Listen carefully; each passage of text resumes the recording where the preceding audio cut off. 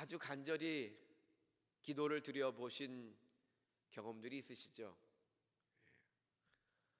너무 간절해서 정말 며칠간 밥도 못 먹고 밥이 안 들어가고 잠도 안 오고 그저 엎드려 하나님 앞에 기도에만 정진했던 그런 시간들. 우리 사는 인생 너무 힘든 일이 많기 때문에 기도 없이 산다는 것은 불가능합니다. 그런데 그럼에도 불구하고 기도하지 않고 고민하고 걱정만 하는 사람이 있습니다. 그러기에 기도라고 하는 것은 우리에게 허락하신 너무 크나큰 은총이에요. 단지 기도를 통해서 마음의 어떤 해우소, 마음을 털어놓는 것이 아니라, 그 수준이 아니라 하나님께서 주시는 위로, 그리고 응답, 그리고 우리를 이끄시는 선한 길이 그런 기도를 통해서 이루어지기 때문입니다.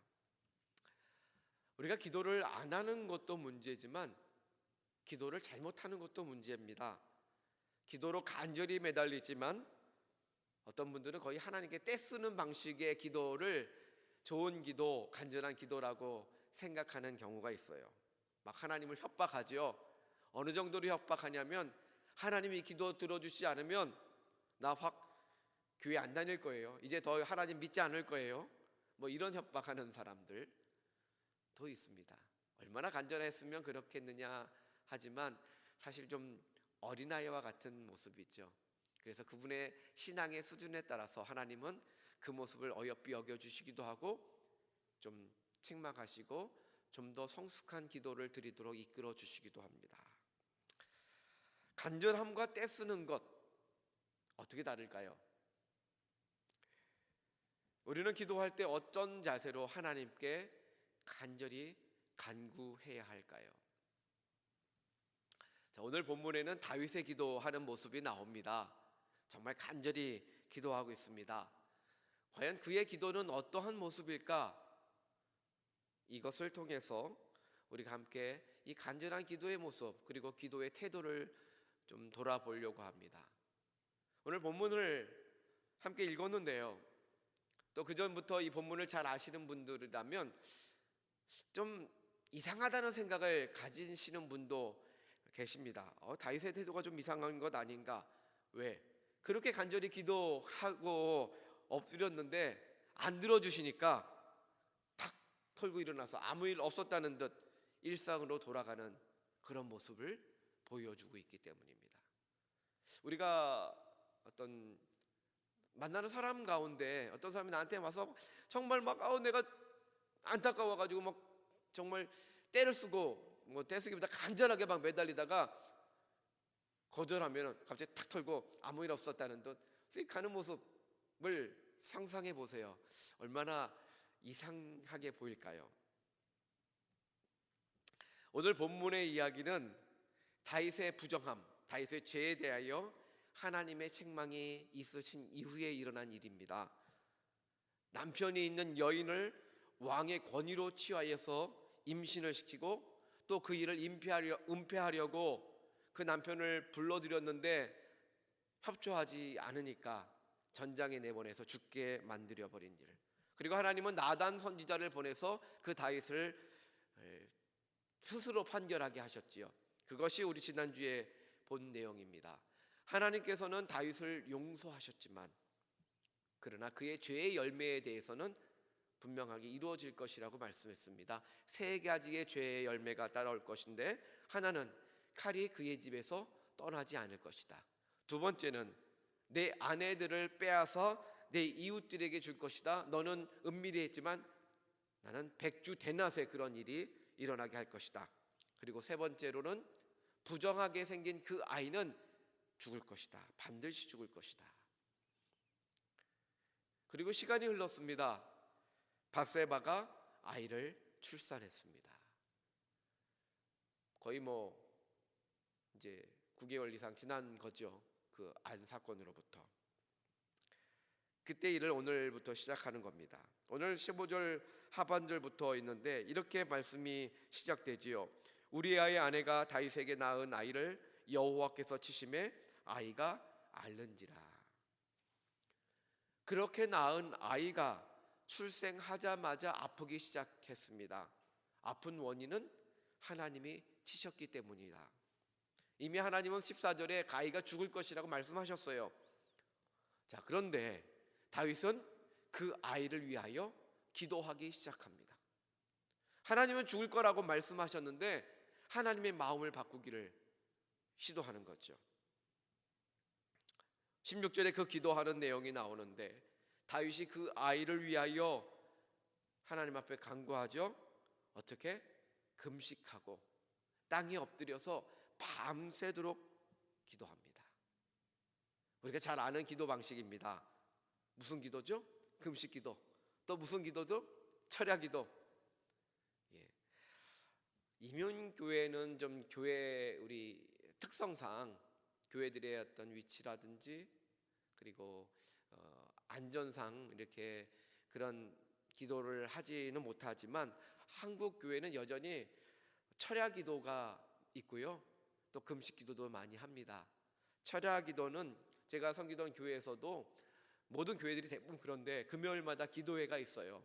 그리고 한 11시쯤 끝납니다. 끝나면 보통 그 금요 기도회는 본당보다는 소예배실이나 아니면 아예 엎드려서 저희 교회는 제가 섬기던 교회는 그랬습니다. 바닥에 엎드려서 방석을 깔고 기도하는 지하 처소가 있는데 거기서 기도하고 그리고 더 기도하실 분들은 그냥 그 자리에 남아서 계속 엎드려 기도하는 거예요.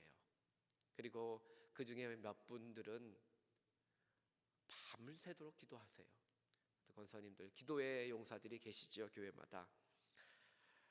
또 보통 때도 보면 정기적으로 금식 기도하는 분들이 계시는데 금식 기도가 어떤 훈련의 차원에서 하는 경우도 있지만 또 간절함이 생기면 일주일 작정을 하고 금식 기도를 하고 또 뭐 열흘 작정하고 하시기도 하고 하루씩 직장 다니면 뭐 어떤 끼니를 금식하기도 하고 금식 기도의 방법은 참 다양합니다. 자, 그렇게 기도를 해요. 그러면 그렇게 기도하면 금식을 하고 밤새도록 기도하고 땅에 엎드려 기도하면 하나님께서 기도를 다 들어주실까? 다 이루어 주실까? 그러면 얼마나 좋겠습니까마는 꼭 원하는 대로 다 들어주시지는 않지요. 사실 기도라고 하는 것이 나의 답답한 마음 가운데 내 간절함으로 아뢰일 수는 있지만 꼭 내 원하는 대로 내 계획대로 이루어져야만 기도 응답이라고 말할 수는 없습니다. 이미 여러분들은 잘 아시리라 믿습니다. 왜냐하면 기도라고 하는 그 자체가 그 의미가 하나님과 소통하는 것이기 때문입니다. 그래서 내가 하나님께 얼마나 내 간절함을 어필했는가가 기도 응답의 관건은 아니라는 거예요. 내가 간절해서 하나님 앞에 그렇게 기도하면 하나님이 그 금식하고 그렇게 뭐 죄를 뒤집어 쓰고 회개하거나 막 밤새도록 기도하면 그 모습이 감동받아 가지고 응답을 주시고 그렇지 않으면 안 주시고 이런 게 아니라는 거죠. 다만 그런 마음의 간절함을 가지고 하나님 앞에 나아갔을 때 하나님이 우리 마음을 알아주시는 겁니다. 그리고 하나님은 나에게 가장 적절한 길로 이루어 주세요. 그것이 응답입니다. 응답이라고 하는 것은 그야말로 응답이에요. 귀로 들어서야만 응답도 아니고 또 내가 원하는 대로만 이루어져야 되는 것이 아니고 하나님의 뜻이 우리에게 어떤 방식으로든 이루어지는 것이 응답이고요. 하나님은 모든 기도에 응답해 주십니다. 다만 내가 눈으로 귀로 못 들을 수 있고 그리고 내 원하는 방식이 아닐 수는 있지만 말입니다. 다윗의 기도는 어떻게 되었을까요? 18절에 말씀합니다. 이래 만에 그 아이가 죽으니라. 그렇게 간절히 기도했는데 그 아이는 죽고야 말았습니다. 다윗의 신하들은 차마 다윗에게 그 사실을 보고할 수가 없었습니다. 왜냐하면 그들이 그 7일 동안 얼마나 간절하게 다윗이 엎드려 기도했는지를 보았기 때문입니다. 그 아이가 아직 살아있을 때 그때도 그렇게 울면서 기도했는데 이제 죽었다고 하면 더 얼마나 슬퍼할까? 얼마나 괴로워할까? 그것이 신하들이 염려한 일이었어요. 그래서 서로 말은 못하고요. 눈치 보면서 옆구리를 속 찔릅니다. 당신이 말해요. 당신이 말해. 서로 옆구리 찌르고 수구덩거리고 있었습니다. 다윗이 곧 알아차릴 수 있었지요. 그 모습을 보고서는 눈치를 챕니다. 그리고 일어나서 묻습니다. 아이가 죽었느냐? 대답합니다. 예, 그렇습니다. 그런데 곧이어 다윗은 신하들이 도저히 이해할 수 없는 행동을 합니다. 20절 말씀이죠. 다윗이 땅에서 일어나 몸을 씻고 기름을 바르고 의복을 갈아입고 여호와의 전에 들어가서 경배하고 왕궁으로 돌아와 명령하여 음식을 그 앞에 차리게 하고 먹은지라. 신하들이 하도 이상해서 다윗에게 묻습니다. 아니, 아이가 아플 때는 금식하고 우시더니 죽은 후에는 일어나 잡수시니 어찌 된 일입니까? 이제 아이가 죽었으니 더욱더 슬퍼할 것 같았는데 오히려 음식도 먹고 옷도 잘 갈아입고 기름까지 발랐어요. 잘 꾸몄다는 얘기예요. 이상하지 않습니까? 다윗의 대답은 이것입니다. 혹시 여호와께서 나를 불쌍히 여기시사 아이를 살려주실까 생각하여 그리했는데 이제 죽었으니 어찌 금식하랴? 그런다고 다시 살아 돌아올 수 있겠느냐? 듣기에 따라서는 너무 냉정한 태도 아닌가 하는 생각마저 듭니다. 물론 이거 현실적으로 맞는 말이지만 아니, 아이에 대한 불쌍함도 없고 뭐 슬프지도 않다는 건가, 이런 느낌을 갖게 한다는 거죠. 여러분은 어떻게 생각하십니까? 다윗의 기도의 모습, 그리고 그 이후에 변화된 태도, 죽자마자 안면 바꾸게 하는 것인가? 아니요, 그렇지 않습니다. 다윗이 하나님이 자신의 기도를 들어주시지 않았다고 하나님 앞에 등 돌리는 그런 모습을 보이고 있는 것이 아닙니다. 사실 다윗은 단지 아이가 불쌍해서 아이를 위해서만 기도한 것이 아니에요. 다윗은 자신을 불쌍히 여겨달라고 하나님께 간구했습니다. 22절에 표현하듯이 말이죠. 물론 우리 정서로 아이가 아프면 부모가 마음이 아픕니다. 아이가 아프면 부모는 자기 때문에 그렇게 됐나 죄책감도 듭니다. 저희 부부도 아이가 아픈 기억이 있어서 얼마나 부모의 마음이 아픈지를 잘 압니다. 하지만 다윗은 부모로서 아픈 것을 말하고 있지는 않습니다. 오늘 성경에 보면 성경이 표현하는 그 아이에 대한 표현, 그 표현이 좀 이상하다는 것을 우리가 볼 수 있습니다. 15절 하반절에 우리가 읽었잖아요. 어떻게 표현합니까? 우리아의 아내가 다윗에게 낳은 아이를 여호와께서 치심해 그랬어요. 표현이 좀 이상하죠. 다윗의 아이라고도 말하지 않아요. 다윗에게 낳아준 아이일 뿐이고요. 또 여인도 밧세바라고 하는 그녀의 이름을 드러내지 않고 우리아의 아내. 자, 우리아의 아내가 다윗에게 아이를 낳았다. 둘 사이에 존재하지 말아야 될 언급이 다시 상기되고 있습니다. 다시 말하면 다윗에게 그 아이는 당당한 자신의 자식이 아닙니다. 물론 분명히 자신으로 말미암은 자신의 씨이지만 우리아의 아내가 낳은 자식입니다. 죄의 열매예요. 다윗에게는 자신의 죄가 기억나는 아이입니다. 만약 그렇지 않았다면 성경은 밧세바라고 하는 여인으로 그렇게 그 이름을 기록해 주었을 겁니다. 여러분, 그렇다고 그 아이를 미워하거나 저주했다는 말을 하는 것이 아닙니다. 다만 다윗의 입장에서요, 자신의 죄로 말미암아 아이가 생겼고 자신의 죄로 말미암아 그 아이를 죽게 하신다고 하나님 말씀하셨습니다.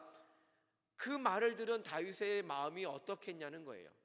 그래서 그 아이가 아파요. 실제로 다윗은 그렇기 때문에 하나님 앞에 간절히 엎드려 자신의 죄를 고백하며 내 죄 때문이라면 그 아이를 살려주십시오라고 간구했을 것이라는 겁니다.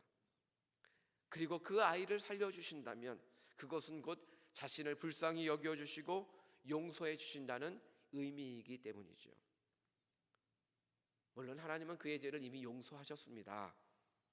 다만 그를 살려주시는 대신, 다윗을 살려주시는 대신 그 아이를 죽게 하신다고 말씀하셨어요. 그것이 다윗에게는 더욱 슬픈 일이 되고 있는 겁니다. 그래서 간절히 엎드렸던 겁니다. 그러나 이제 아이가 죽었습니다. 그는 말합니다. 내가 다시 돌아오게 할 수 있겠느냐? 내가 그에게로 갈 일만 남았다. 죽을 놈은 나다라는 말이에요. 내가 죽어야 되는데 아이가 죽었다. 그런데 내가 어떻게 할 수 없다. 이제는 하나님이 정하신 대로 이루어졌다. 내가 뭘 할 수 있느냐? 자신의 죄의 무게를 한층 느끼는 표현입니다. 여러분, 다윗을 오해하지 마십시오. 제가 다윗의 이상한 기도라고 하니까 오늘도 다윗의 기도가 좀 이상했구나라고 지레하고 기대했을지 모르겠습니다. 다윗이 이상한 것이 아니었습니다. 그는 하나님이 자신의 기도를 들어주지 않아서 냉정하게 돌아선 것이 아닙니다. 오히려 하나님이 하시는 일을 그대로 수용하고 받아들이고 있는 것입니다. 그는 아이가 죽자마자 땅에서 일어나 깨끗이 씻고 기름을 바르고 옷을 갈아입습니다. 그리고 여호와의 전에 갑니다. 무엇을 위해서 그렇게 한 것이 아닙니다. 하나님의 전에 들어가기 위해서 단장한 겁니다. 그리고 경배했습니다. 경배했다는 말, 예배했다는 말입니다. 어떻게 보면 감사를 드렸단 말입니다. 하나님 앞에 하나님의 뜻에 순종했다는 말입니다. 자신을 불쌍히 여기지 않았다고 하는 서운함마저 그대로 내려놓고 하나님께 경배했습니다. 여러분, 우리가 계속해서 확인하는 말씀이 있지 않습니까? 예배란 뭐다? 예배란 하나님의 뜻에 순종하는 것이다. 이 순종, 순복, 복종이 예배예요. 완전히 땅에 엎드려서 무릎 꿇고 엎드리는 것 자체가 예배의 극단적인 아주 극진한 표현 아닙니까? 완전한 복종이죠. 자신의 죄를 책망하신 하나님의 뜻, 그 어린 생명을 데려가시는 하나님의 뜻, 그것을 모두 받아들이고 순종했습니다. 그는 오히려 매우 깊은 하나님에 대한 신앙을 보이고 있는 겁니다. 다윗에게 있어서 그 아이는 무거운 자신의 죄의 무게였습니다. 그리고 자신의 죄의 결과로 아이가 죽어야 한다는 그 사실이 너무 버거웠습니다. 그래서 하나님의 긍휼을 구했습니다. 하지만 하나님의 뜻은 정해진 대로 흘러갈 뿐입니다.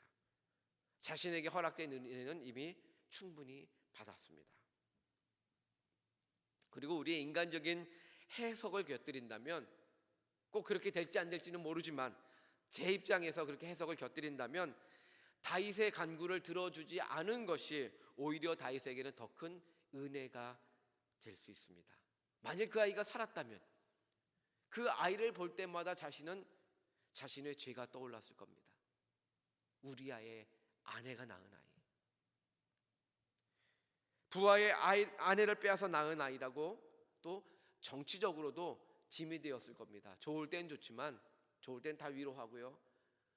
그렇지만 조금만 정적이 생기면 그것을 트집 잡아서 완전히 청문회 그 이상의 청문회를 했을 겁니다. 여러분, 우리의 기도도 이루어야 합니다. 우리는 하나님 앞에 어떤 간절함을 가지고 나아갈 수 있습니다. 그러나 하나님께서 내 뜻대로, 내 계획대로 허락하지 않는다고 해도 우리는 하나님 앞에 순종할 수 있어야 합니다. 그것이 기도입니다. 더 나아가서 하나님 앞에 감사할 수 있어야 됩니다. 왜?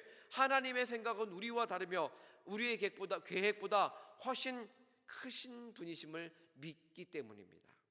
그분의 응답이 노라고 할지라도 그것이 우리에게 훨씬 좋은 선물이 될 것을 우리는 믿어야 합니다. 그것이 믿음입니다. 다윗의 기도는 사실 하나님을 향한 순수한 은혜의 갈망과 순전한 순종을 확인했습니다. 그런데 오늘 본문을 읽으면요, 생각이 많으신 어떤 분들은 오늘 본문에서 또 다른 불편을 느끼실 수 있어요. 아이가 죽었는데 슬픔의 기색도 없는 것, 너무 냉정한 것 아닌가? 아니, 더 나아가서 하나님의 무대에는 그 아이의 존재는 그렇게 무가치한 건가? 무슨 말이냐면 다윗의 죄로 인하여 하나님은 그 죄 없는 생명을 아프게 하시고 죽게 하시는 분이신가? 그것이 과연 사랑의 하나님 모습 맞는가? 이런 질문이 떠오를 수 있다는 거예요. 그 아이는 태어나자마자 아팠어요. 겨우 7일을 살다 갔습니다. 그리고 7일을 살았다면 할례도 받지 못했을 겁니다. 이스라엘 백성들의 아이는 난 이제 8일 만에 할례를 받아요. 8일이 채 되지 않았어요. 물론 됐다고 해도 아프니까 할례를 행하지 못했을 수도 있겠지만 말이죠. 그렇다면 이스라엘의 기준에 의해서 할례 받지 못한 아이, 구원받지 못한 아이가 아닙니까? 이런 질문들을 가질 수 있다는 거예요. 사실은 제가 그래요. 저는 생각과 질문이 많은 사람이었습니다. 지금도 그렇고요. 제가 중고등학교 시절에요, 이런 질문이 너무 많았어요. 성경을 읽는데 뭐 하나하나마다 하나님 왜 그러셨지? 이게 옳은가? 그래서 신학을 공부했고요. 신학을 공부하면서 그 대답을 찾아갈 수 있었습니다. 어떤 분들은 신학적으로 신앙생활 하다가 신학을 하니까 자기 믿음이 깨진다 그러는데, 저는 신학교 1학년 때부터 너무 재미있었어요, 신학이라는 것이. 왜냐하면 이런 질문을 찾아갈 수 있는 길이 보이기 시작했거든요. 대부분의 우리의 신앙이라고 하는 것은 내 기준 내에서 하나님을 평가하고 판단하고 있는 것. 자, 뭐 이것이 정답은 아니지만 여러분에게 길을 조금 안내한다면, 성서신학적인 대답은 뭐냐면, 성경의 기록의 관심은 주인공에만 집중한다는 거예요. 그러니까 성경에서 무대 밖의 다른 이들에 대한 것은 성경이 어떠한 가치 판단을 하지 않아요. 그 모든 것을 다 다루고 있지 않다는 겁니다. 물론 그렇다고 해도 우리 안에 불편한 질문은 해소되지 않습니다. 어쩌면 더욱 깊어질지 모릅니다. 다윗만 주인공이니까 그 주변 인물, 우리 아이는 별로 중요하게 여기지 않았다라고 하는 것인데요, 그러면 그것이 더 여전히 불편이 해소되지 않죠. 또 다른 조직 신학적인 대답이 있습니다. 뭐냐면, 하나님은 생명의 주관자시고 구원의 주권자시다. 무슨 말이냐 하면, 그 아이의 고통과 죽음에 관하여 우리는 말할 권리와 능력이 없다는 겁니다. 생명의 주관자는 하나님이시라는 겁니다. 하나님이 거두어 가시면 우리는 순종할 따름입니다. 그리고 그 아이가 구원받았느냐 안 받았느냐, 하나님의 구원 여부도 오직 하나님께만 달려 있습니다. 그 아이가 얼마나 아팠을까, 얼마나 죽음이 또 죽음 자체 불쌍하지 않는가. 하나님에게 있어서 죽음이란 것, 삶과 죽음이라는 것, 생명을 주관하시는 분이기 때문에 그거는 아무 문제가 아니에요. 죽음이 문제가 되는 것은 우리 인간이죠. 우리는 죽음을 통제할 수 없기 때문에. 그러나 하나님께서는 죽음을 통제하시는 분입니다. 그 아이의 영혼을 얼마나 귀하게 여겼을지, 그것은 우리가 성경에서 말하고 있지 않지만 하나님의 품성상 우리는 충분히 느낄 수 있는 부분입니다. 그러므로 아이가 죽었다고 슬픈 것은 우리 인간입니다. 그리고 그 아이가 고통스러운 것은 알 수 없다는 거예요. 그 아이에 대한 하나님의 사랑과 은혜는 따로 있습니다. 다만 성경은 그걸 기록할 필요가 없는 거죠. 자, 이런 것들을 해서 말씀을 한번 정리해 보겠습니다. 오늘 본문을 통해서 다윗에게 보는 교훈은 결국 사람 다음의 문제예요. 인간 다음의 문제예요. 인간 다음에 첫 번째는 뭐냐면, 우리 인간의 한계와 연약함을 인정하는 겁니다. 다윗은 오늘 본문에서 우리에게 죄 가운데에서 어떻게 하나님께 순복하는 것을 보여주었습니다. 그는 죄인이었지만 그 죄의 아픔을 안고 하나님의 은총을 구했습니다. 그리고 하나님의 허락을 받지 못했지만 하나님께 경배했습니다. 내가 다시 돌아오게 할 수 있겠느냐, 나는 그에게로 가려니와 그는 내게로 돌아오지 아니하리라. 이것은 하나님의 영역이라는 겁니다. 그래서 하나님께 그 허가를 구했지만 하나님께서 노라고 말씀하셨으니 이제는 순종할 뿐이다. 하나님의 절대 주권을 깨달았고 인정했습니다. 아이러니하게도 자신의 고통 가운데서 그것을 깨달은 겁니다. 아이의 죽음으로 말미암아 내가 죽어야 하는 존재임을 깨달았어요. 자신의 무기력함을 깨달았습니다. 그러므로 자신은 하나님 앞에 절대 복종해야 하는 존재임을 다시금 그는 깨달은 겁니다. 그렇게 다윗은 우리에게 하나님의 절대 주권에 대해서 보여주고 있는 겁니다. 우리 인간은 한계가 있다는 겁니다. 우리는 스스로 생명을 좌우하지 못하고 질병도 마음대로 하지 못합니다. 이번 코로나 사태로 우리가 너무도 뼈저리게 느끼고 있습니다. 우리가 백신을 만들면 바이러스는 또 다른 변종으로 우리를 괴롭혔습니다. 이제 우리는 바이러스와 더불어 같이 살아가야 할 것입니다. 그렇게 우리는 무기력한 존재입니다. 그러므로 사람다움의 첫 번째, 우리는 오직 하나님을 의지해야 하고 하나님께서 어떻게 이끄시든 하나님께만 순종하는 삶을 살아야 한다. 이것이 인간다움, 사람다움의 모습입니다. 두 번째, 우리 인간다움의 문제는 우리 연약한 인간들이 가져야 하는 마음에 관한 것입니다. 사실 인간이라는 그 사실이 나쁜 것은 아니에요. 오히려 우리 인간이 한계가 있다라고 인정하지 않는 것을 성경은 교만이라고 말하죠. 성경의 죄는 우리가 그런 유한한데도 불구하고 하나님과 동등되려고 하는, 하나님과 같이 되려고 하는 그 모든 것이 죄라고 성경은 말하고 있습니다. 그러므로 우리 한계를 인정하고 한계 안에서 살아가는 것이 우리 인간의 첫 번째 모습인데, 그 한계 안에서 우리가 살아갈 때 특별히 그 한계는 생명을 주관하지 못하기 때문에, 질병을 주관하지 못하기 때문에 아파하고 슬퍼하고 고통을 느끼는 것 자체가 인간다움의 모습이라는 겁니다. 아이의 아픔을 두고 우리는 인간의 수준에서 생각했습니다. 아니, 아이가 죽었는데 왜 슬퍼하지 않지? 아이의 아픔을 두고 다윗은 괴로워했습니다. 그리고 죽고 나서는 하나님의 절대 주권에 맡겼지만 우리는 그것을 의아하게 여겼습니다. 슬퍼해야 되는 것, 아파해야 되는 것, 사실은 그것이 인간다움이라는 것입니다. 인간의 수준에서 생각하는 것이 정상적이고 필요한 일이라는 거예요. 생후 7일 동안에 그 아이가 얼마나 아팠을까요? 어떤 고통을 느꼈는지는 우리 알 수 없어요. 물론 연구를 해보기도 하고요. 어떤 의사들 연구에 따르면 몇 개월까지는 고통을 느끼지 못한다, 혹은 고통을 느낀다, 그런 얘기들도 해요. 의견들이 있어요. 그러나 아이가 돼보지 않고서는 우리가 알 수 없죠. 그 아이는 기억이 없어요. 그때 거에 대한 기억은 우리 뇌가 기억하지 않도록 설계되어 있습니다. 다시 말하면 그때의 고통, 그런 것들은 그 아이에게 남지 않는다는 거죠.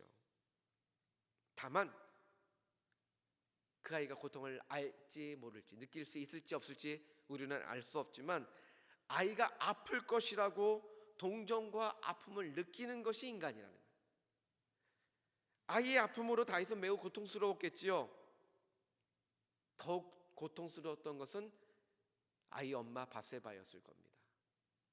그래서 성경에 제가 25절까지 읽었는데요, 24절부터 25절에 보면 그 이후에 다윗의 태도가, 또 다른 태도가 나와요. 하나님의 전에 가서 경배했고, 그 다음에 나온 두 번째 행동이 뭐냐면 다윗은 아내 밧세바를 위로하였다라고 나온다는 겁니다. 다윗은 하나님 앞에 그분의 주권을 인정함과 동시에 사람으로서 느껴야 하는 고통과 공감을 가졌음을 보여주는 겁니다. 그리고 이제는 우리아의 아내가 아니라 비로소 다윗의 아내 밧세바로 불려주고 있습니다. 다윗이 그런 긍휼한 마음을 가지고 그 아내를 위로하자 이제는 하나님이 그를 위로하셨어요. 성경에 보니까 그를 위로하셔서 그에게 자식을 주셨다고 했습니다. 그가 솔로몬이에요. 그리고 이름까지 주십니다. 이름이 여디디아라는 이름이에요. 그 이름의 뜻은 하나님이 그를 사랑하셨다. 우리가 서로 사랑하고 위로할 때 하나님은 우리를 위로하십니다. 사람으로서의 삶을 사는 것은 하나님이 바라시는 모습입니다. 연약합니다. 인간은 연약하기 때문에 연약한 대로 서로 의지하며 삽니다. 서로 위로하며 삽니다. 그것이 하나님이 바라시는 인간다움의 모습이에요. 연약하기 때문에 하나님께 의지해야 되고, 연약하기 때문에 서로를 보듬고 아파하며 살아가는 것, 이것이 인간다움의 두 가지 모습이라는 겁니다. 여러분, 우리의 한계를 알고 하나님께 간구하며 나아가되 하나님의 인도하심에 절대 순종하는 삶을 사시기를 바랍니다. 우리 인간의 연약함 뒤에 숨겨놓으신 함께 아파하는 마음을 잃지 말고 살아가시기를 바랍니다. 그래서 서로 아픔을 함께하며 위로하며 더불어 하나님의 뜻을 세워가는 하나님의 백성들 되시기를 주님의 이름으로 축원합니다.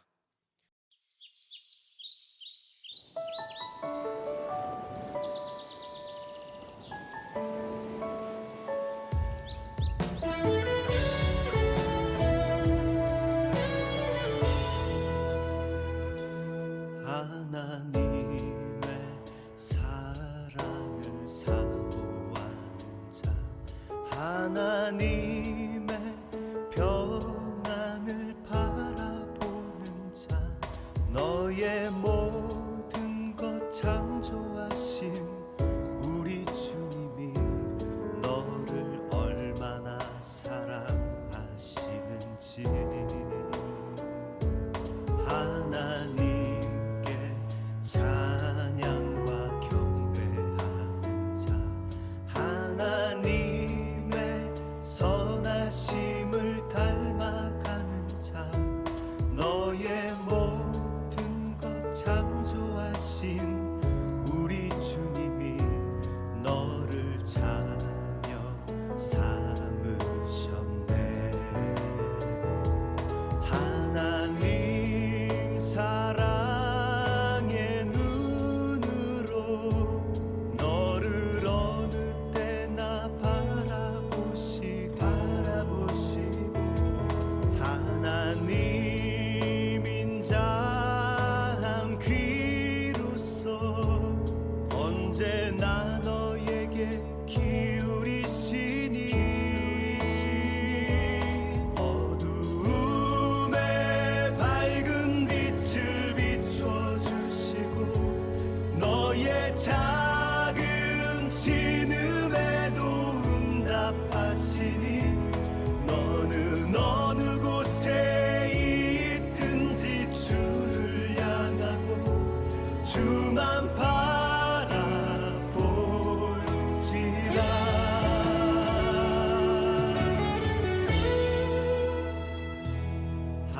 하나님께 찬양과 경배하는 자, 하나님의 선하심을 닮아가는 자, 너의 모든 것 창조하신 우리 주님이 너를 자녀 삼으셨네.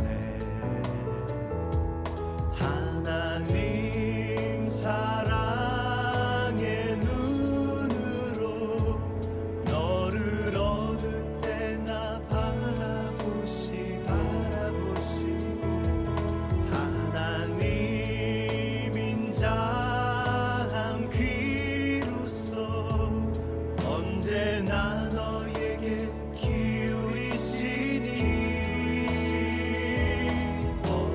어두움에 밝은 빛을 비춰주시고 너의 작은 신음에도 응답하시니 너는 어느 곳에 있든지 주를 향하고 주만 바라볼지라.